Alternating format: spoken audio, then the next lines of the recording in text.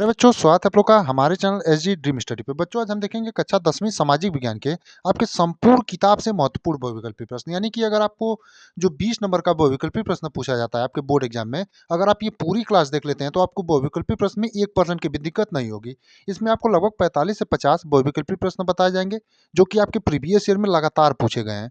उससे पहले अगर आप लोग चैनल पर नए हैं तो चैनल को सब्सक्राइब कर लीजिए और वीडियो को लाइक करिए और वीडियो को अपने दोस्तों के साथ शेयर करना ना भूलें। और क्लास को एकदम पूरा वॉच करिए क्योंकि इसमें जितने भी आपको बहुविकल्पी प्रश्न बताए जाएंगे सभी आपके महत्वपूर्ण होंगे।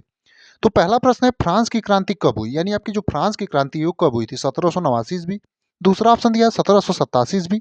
तीसरा ऑप्शन दिया है 1788 ईस्वी और चौथा दिया है 1790 ईस्वी। तो आपका जो फ्रांस की क्रांति है प्यारे बच्चों कब हुई थी? तो 1789 ईस्वी में। यानी कि ऑप्शन नंबर ए जो है आपका एकदम सही होगा। इसमें बहुत सारे ऐसे क्वेश्चन आपको मिलेंगे जो पहले से कराए गए हैं। तो जो पहले से कराए गए क्वेश्चन है वो आपका रिवीजन के तौर पर होंगे और जो नए क्वेश्चन होंगे उन्हें आप लोग जो है अपने बहुविकल्पी प्रश्नों में ऐड करके उनको भी तैयार कर जाइएगा। दूसरा प्रश्न है, राष्ट्रवाद का प्रारंभ किस देश से हुआ? यानी आपका जो राष्ट्रवाद है उसका प्रारंभ आपका किस देश से हुआ? पहला ऑप्शन दिया है इटली, दूसरा दिया है इंग्लैंड, तीसरा जर्मनी और चौथा फ्रांस। तो आपका राष्ट्रवाद का जो प्रारंभ है प्यारे बच्चों किस देश से हुआ? तो फ्रांस से हुआ था। यानी कि ऑप्शन नंबर डी जो है आपका एकदम सही होगा। अब देखेंगे अगला वाला प्रश्न, यानी तीसरा वाला। तो पूछा है चौरी चौरा, यानी कि आपका चौरी चौरा जो कांड है वो किस वर्ष घटित हुआ था? आपका ऑप्शन दिया है 1920, दूसरा वाला ऑप्शन है 1922, तीसरा है 1921 और चौथा है 1925। तो आपका चौरी चौरा जो कांड है प्यारे बच्चों किस वर्ष घटित हुआ था? तो आपका 1922 में। यानी कि ऑप्शन नंबर बी जो एकदम सही होगा। अगला क्वेश्चन है, भारत छोड़ो आंदोलन किसने प्रारंभ किया था? यानी जो भारत छोड़ो आंदोलन है उसको किसने प्रारंभ किया था? आपका गोपाल कृष्ण गोखले, दूसरा ऑप्शन है महात्मा गांधी, तीसरा है सुभाष चंद्र बोस और चौथा है बाल गंगाधर तिलक। तो आपका जो भारत छोड़ो आंदोलन प्यारे बच्चों किसने शुरू किया था? तो महात्मा गांधी ने। यानी कि आपका बी वाला जो ऑप्शन एकदम सही होगा। अब देखेंगे अपना अगला यानी पांचवा वाला प्रश्न। और इस क्लास में जितने भी प्रश्न आपको कराए जा रहे हैं सभी महत्वपूर्ण हैं, तो आप प्रश्नों को एकदम बढ़िया से तैयार करते चलिएगा। 15 से 20 मिनट की क्लास होगी जिससे आपके जो है महत्वपूर्ण जो बहुविकल्पी प्रश्न है सभी तैयार हो जाएंगे। तो करो या मरो का नारा किसका है? यानी करो या मरो का जो नारा है वो किसका है? महात्मा गांधी। दूसरा ऑप्शन है भगत सिंह, सी में दिया आपका चंद्रशेखर आजाद और डी में सुभाष चंद्र बोस। तो जो आपका करो और मरो का नारा है प्यारे बच्चों किसका है? तो महात्मा गांधी का है। यानी कि ऑप्शन नंबर ए जो आपका दिया एकदम सही होगा। बात करते हैं अपने अगले यानी छठे वाले प्रश्न की कि हिंद स्वराज पुस्तक के लेखक हैं। यानी आपका जो हिंद स्वराज पुस्तक है उसके लेखक आपके कौन है? सुभाष चंद्र बोस, सरदार पटेल, सी में दिया है बाल गंगाधर तिलक और डी में महात्मा गांधी। तो जो आपका हिंद स्वराज पुस्तक है उसके लेखक आपके कौन है? तो आपके हिंद स्वराज जो पुस्तक है उसके लेखक है महात्मा गांधी। यानी कि ऑप्शन नंबर डी जो है वो एकदम सही है। आप देख सकते हैं यहाँ पर लगातार जो तीन क्वेश्चन है वो महात्मा गांधी से, जैसे भारत छोड़ो आंदोलन, करो या मरो और हिंद स्वराज पुस्तक। तो ये जो क्वेश्चन महात्मा गांधी वाले हैं इन पर आप लोग जो है गौर करिएगा क्योंकि यहाँ से बहुविकल्पी प्रश्न आपके 2 से 3 जरूर बनते हैं। अगले क्वेश्चन की बात करें तो वो भी महात्मा गांधी से। एक, महात्मा गांधी दक्षिण अफ्रीका से वापस कब लौटे? यानी महात्मा गांधी जो है दक्षिण अफ्रीका से भारत जो है वापस कब लौटे? आपका 1914, 1915, 1919 या 1918। तो महात्मा गांधी जो है दक्षिण अफ्रीका से भारत कब लौटे थे? तो 1915 में। यानी कि ऑप्शन नंबर बी जो है आपका एकदम सही होगा। अब अगला और बहुत ही इजी क्वेश्चन, सबको आना चाहिए ये वाला, कि वंदे मातरम गीत किसके द्वारा लिखा गया था? यानी जो आपका वंदे मातरम गीत है वो किसके द्वारा लिखा गया है? रविंद्रनाथ टैगोर।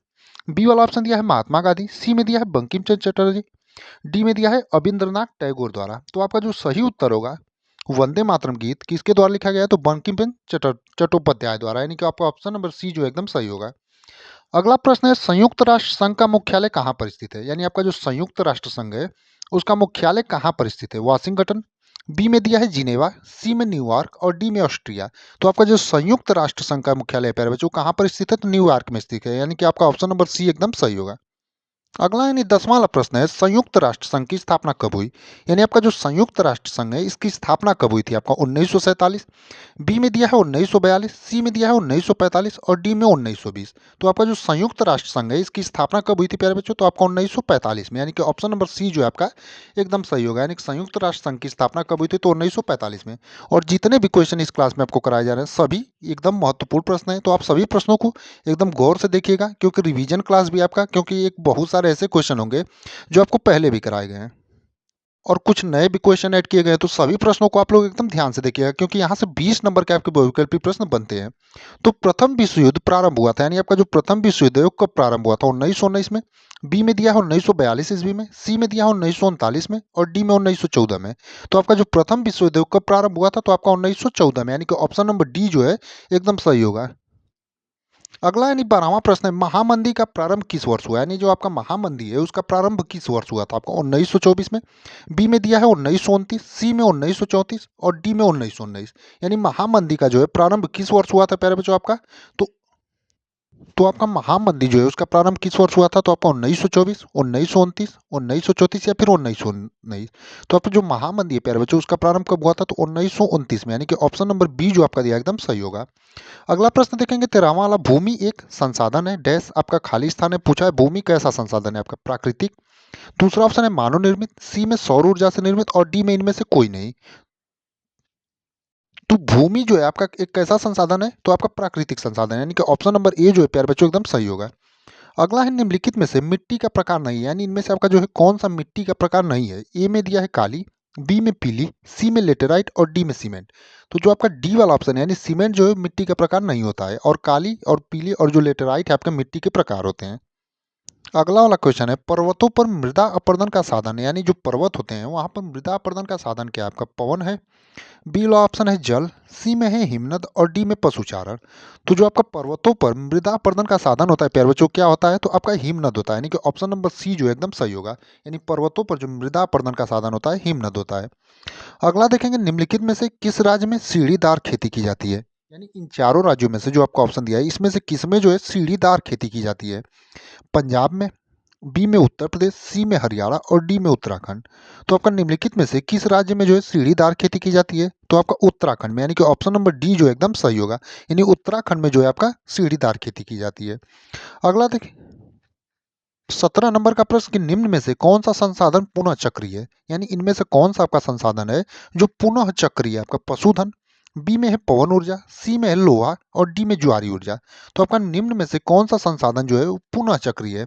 आपका जो इनमें से पुनः चक्रीय संसाधन है वो लोहा है, यानी कि ऑप्शन नंबर सी जो एकदम सही होगा।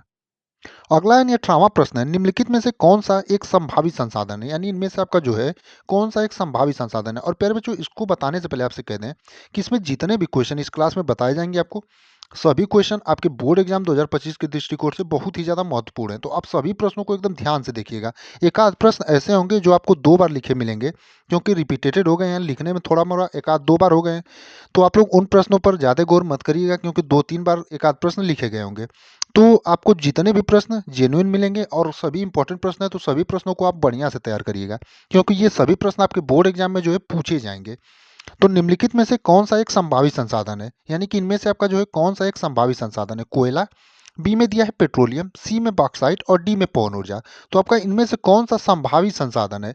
तो आपका जो पवन ऊर्जा है वो संभावित संसाधन है, यानी कि ऑप्शन नंबर डी जो है आपका एकदम सही होगा प्यारे बच्चों। यानी कि कौन सा संभावित संसाधन है? तो पवन ऊर्जा। अगला और बहुत ही ज्यादा महत्वपूर्ण प्रश्न है ये भी, कि चिपको आंदोलन संबंधित है, यानी जो आपका चिपको आंदोलन है वो किससे संबंधित है? वन संरक्षण से, बी ऑप्शन है वायु संरक्षण, सी में जल संरक्षण और डी में मृदा संरक्षण। तो आपका जो चिपको आंदोलन है वो किससे संबंधित है प्यारे बच्चों? तो आपको वन संरक्षण से है, यानी कि ऑप्शन नंबर ए जो आपका दिया है एकदम सही होगा। यानी कि आपका जो चिपको आंदोलन है किससे संबंधित है? तो वन संरक्षण से।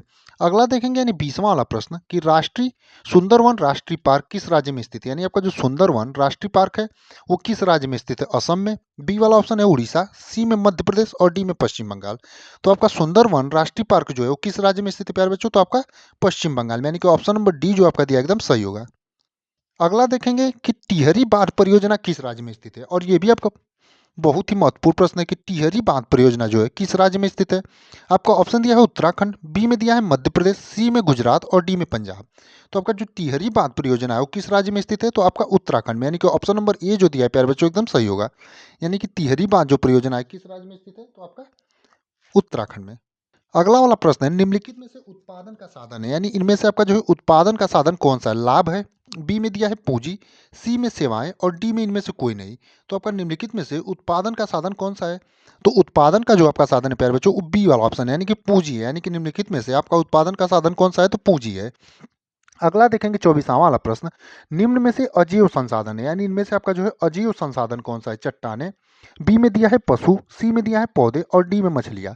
तो निम्नलिखित में से आपका जो है अजीव संसाधन कौन सा है? तो इनमें से आपका पौधे, पशु और मछलियाँ जो है अजीव संसाधन नहीं है। तो चट्टाने जो है वो आपका अजीव संसाधन है, यानी कि ऑप्शन नंबर ए जो है आपका एकदम सही होगा। यानी निम्नलिखित में से अजीव संसाधन कौन सा है? तो चट्टाने होगा। अगला देखेंगे यानी 25वां वाला प्रश्न, तो पूछा है यंग इटली सोसाइटी का संस्थापक कौन था, यानी जो यंग इटली सोसाइटी है उसके संस्थापक कौन था आपका मोजनी, बी में दिया है हिटलर, सी में नेपोलियन और डी में ऑटोवन बिस्मार्क। तो आपका यंग इटली जो सोसाइटी है उसका संस्थापक कौन था, तो आपका मोजनी था, यानी कि ऑप्शन नंबर ए जो है एकदम सही होगा। अगला क्वेश्चन है फ्रांस की क्रांति कब हुई थी, और ये जो क्वेश्चन है पहले क्वेश्चन पर ही बताया गया था, जैसे हमने कहा था कुछ क्वेश्चन जो है रिपीटेड हो गए हैं। तो आप लोग इसे देख लीजिए फ्रांस की क्रांति कब हुई थी, तो फिर से देख लीजिए आपका 1789 में, यानी कि ऑप्शन नंबर डी जो एकदम सही होगा। अब ये नहीं जरूरी है कि ऑप्शन नंबर डी में ही आपको 1789 दे, आपको किसी भी ऑप्शन में जो है 1789 दे सकता है। तो आप लोग जो है ऑप्शन मत देखिएगा, जो करेक्ट आंसर है उस पर ध्यान दीजिएगा। ये भी क्वेश्चन आपका दोबारा से लिख दिया गया है कि भारत छोड़ो आंदोलन किसने प्रारंभ किया था। तो जो आपका भारत छोड़ो आंदोलन है उसकी प्रारंभ किसने किया था, तो आपका महात्मा गांधी ने, यानी कि ऑप्शन नंबर डी जो है इसका भी सही है। तो आप लोग डायरेक्टली आंसर पे इसका फोकस करिएगा, जो दो बार लिखा गया है उसका डायरेक्टली आप लोग आंसर रिवीजन भी हो जा रहा है आपका। तो भारत छोड़ो आंदोलन किसने प्रारंभ किया था, तो आपका महात्मा गांधी ने। अब अगला क्वेश्चन है और नया क्वेश्चन है, ये कोई आपका पहले भी नहीं बताया गया है, विश्व में सर्वप्रथम मुद्रण की शुरुआत कहाँ हुई थी, यानी विश्व में जो है सर्वप्रथम मुद्रण की शुरुआत आपका कहाँ हुई थी, चीन में, बी में दिया है भारत, सी में जापान और डी में इटली। तो विश्व में सर्वप्रथम मुद्रण की शुरुआत प्यारे बच्चों कहाँ हुई थी, तो आपका चीन में, यानी कि ऑप्शन नंबर ए जो एकदम सही होगा। यानी विश्व में सर्वप्रथम मुद्रण की शुरुआत कहाँ हुई थी, तो आपका चीन में। अगला है विश्व व्यापार संगठन का मुख्यालय कहाँ है, यानी आपका जो विश्व व्यापार संगठन है उसका मुख्यालय आपका कहाँ है, जेनेवा में, बी में दिया है रूस, सी में चीन और डी में अमेरिका।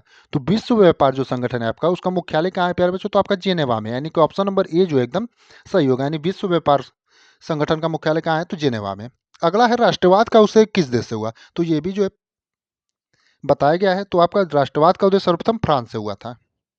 अगला है भारत में जीविका का प्रमुख स्रोत है, यानी भारत में जीविका का जो है प्रमुख स्रोत क्या है, उद्योग, बी में है कृषि, सी में इनमें से कोई नहीं। तो भारत में जीविका का जो प्रमुख स्रोत है आपका प्यारे बच्चों वो क्या है, कृषि है, यानी कि ऑप्शन नंबर बी जो एकदम सही होगा। यानी कि भारत में जो जीविका का प्रमुख स्रोत है आपका कृषि है। अगला है महामंदी का प्रारंभ किस वर्ष हुआ, यानी आपको जो महामंदी है उसका प्रारंभ किस वर्ष हुआ, तो ये भी जो है दोबारा से लिख दिया गया है। तो आपका 1929 में, यानी कि महामंदी का प्रारंभ किस वर्ष हुआ, तो आपका 1929 में। नेक्स्ट है 33 नंबर पे, श्रीलंका में निम्न में से कौन सा बहुसंख्यक वर्ग है, यानी श्रीलंका में जो है आपका निम्न में से कौन सा जो है बहुसंख्यक वर्ग है, मुस्लिम, बी में है सिंगली, डी में है ईसाई, सी में है ईसाई और डी में तमिल। यानी श्रीलंका में जो है निम्न में से कौन सा बहुसंख्यक वर्ग है, तो आपका सिंगली जो है वो बहुसंख्यक वर्ग है, यानी कि ऑप्शन नंबर बी जो एकदम सही होगा। अगला है भारत में उपभोक्ता संरक्षण अधिनियम कब पारित हुआ, यानी भारत में जो है उपभोक्ता संरक्षण अधिनियम वो कब पारित हुआ था। तो आपका ऑप्शन दिया है 1985, बी में है 1984, सी में 1982 और डी में 1986। तो भारत में जो है उपभोक्ता संरक्षण अधिनियम वो कब पारित हुआ था, 1986 में, यानी कि ऑप्शन नंबर डी जो है प्यारे बच्चों एकदम सही होगा। अगला है मानव अधिकार दिवस कब मनाया जाता है, यानी आपका जो मानव अधिकार दिवस है वो कब मनाया जाता है। ए में है 15 अगस्त, बी में है 14 नवंबर, सी में 5 सितंबर और डी में 10 सितंबर। तो आपका जो मानव अधिकार दिवस है वो कब मनाया जाता है, तो आपका 10 दिसंबर को, यानी कि ऑप्शन नंबर डी जो है एकदम सही होगा। अगला और बहुत ही इजी क्वेश्चन, और पहले भी आपको बताया गया है क्वेश्चन, तो उम्मीद करते हैं क्वेश्चन का आप जो आंसर तुरंत कर देंगे कमेंट में, आंसर तुरंत आप कमेंट में टाइप कर देंगे देखते ही कि रेगिस्तान का जहाज किस पशु को कहा जाता है। यानी आपका जो रेगिस्तान है उसका जहाज किस पशु को कहा जाता है, हाथी को, भैंसे को, सी में ऊँट को और डी में घोड़ा को। तो रेगिस्तान का जो जहाज है वो किसको कहा जाता है प्यारे बच्चों, तो ऊँट को कहा जाता है, यानी कि ऑप्शन नंबर सी जो एकदम सही होगा। यानी रेगिस्तान का जहाज जो है किसको कहा जाता है, तो ऊँट को। अगला है भारत में सर्वाधिक बोले जाने वाली भाषा है, यानी भारत में जो है सर्वाधिक बोले जाने वाली भाषा आपकी कौन सी है, हिंदी, बी में दिया है अंग्रेजी, सी में उर्दू और डी में संस्कृत। तो भारत में जो सर्वाधिक बोले जाने वाली आपकी भाषा है कौन सी, तो भारत में बोले जाने वाली सर्वाधिक भाषा कौन सी है, तो हिंदी है। अगला क्वेश्चन है कि बॉक्साइट किस धातु का अयस्क है, यानी बॉक्साइट जो होता है वो किस धातु का आपका अयस्क है।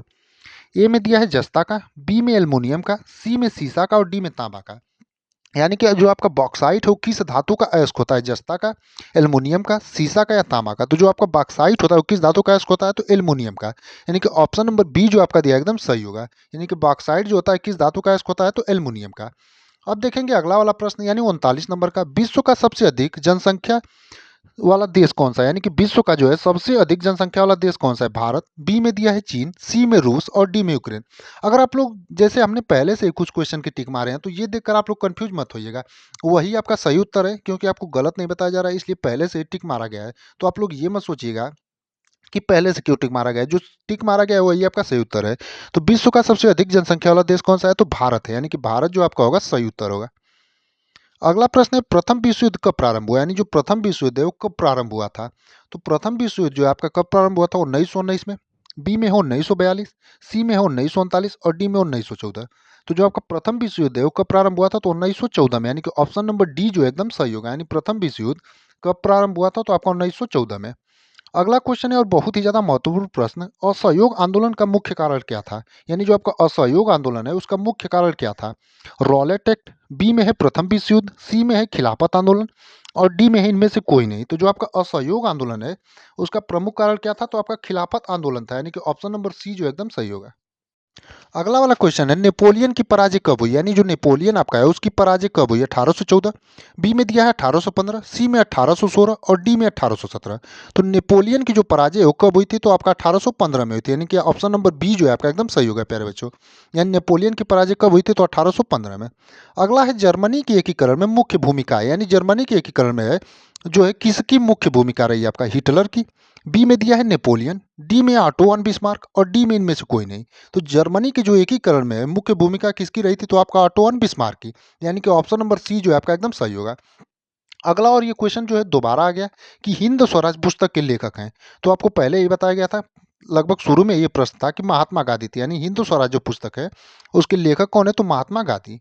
अगला है कपास की खेती के लिए कौन सी मृदा उपयुक्त है, यानी कपास की जो खेती होती है उसके लिए कौन सी मृदा जो है उपयुक्त है, लेटेराइट मृदा, बी में है जलोढ़ मृदा, सी में है काली मृदा और डी में जो है लाल मृदा।